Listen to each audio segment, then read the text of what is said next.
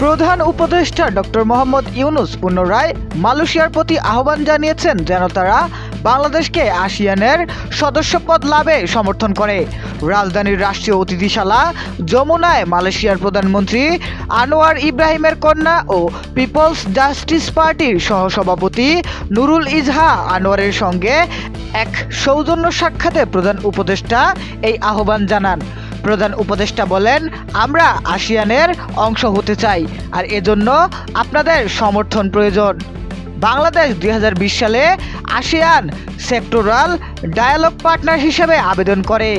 এই প্রসঙ্গে প্রধান উপদেষ্টা আশা প্রকাশ করেন যে আসিয়ানের বর্তমান সদস্য হিসেবে মালয়েশিয়া বাংলাদেশের আবেদনকে এগিয়ে নিতে সক্রিয় ভূমিকা পালন করবে এবং ভবিষ্যতে বাংলাদেশকে পূর্ণ সদস্যপদ অর্জনে সহায়তা করবে।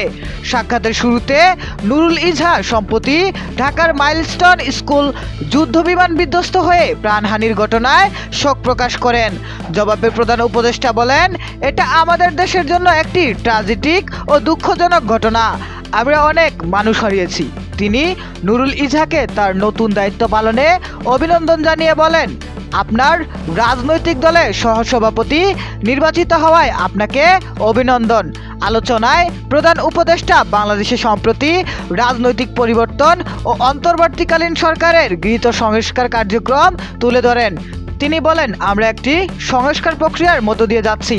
এ সময় তিনি মালয়েশীয় কোম্পানিগুলোকে বাংলাদেশে বিনিয়োগে উৎসাহী করেন। তিনি বলেন, এশিয়া দ্রুত বয়স্ক হচ্ছে, কিন্তু বাংলাদেশ এখনও বিপুল সংখ্যক তরুণ রয়েছে। আমাদের অর্ধেক জনগোষ্ঠী 27 বছরের নিচে। আপনারা এখানে শিল্প গড়ুন এবং এখান থেকে রপ্তানি করুন, এতে উভয় দেশের উপকার হবে। সাক্ষাতে প্রধান উপদেষ্টার বিশেষ আন্তর্জাতিক বিষয়ক দূত লুৎফা সিদ্দিক ও সিনিয়র সচিব এসডিসি সমন্বয়কারী লামিয়া মোর্শেদ উপস্থিত ছিলেন।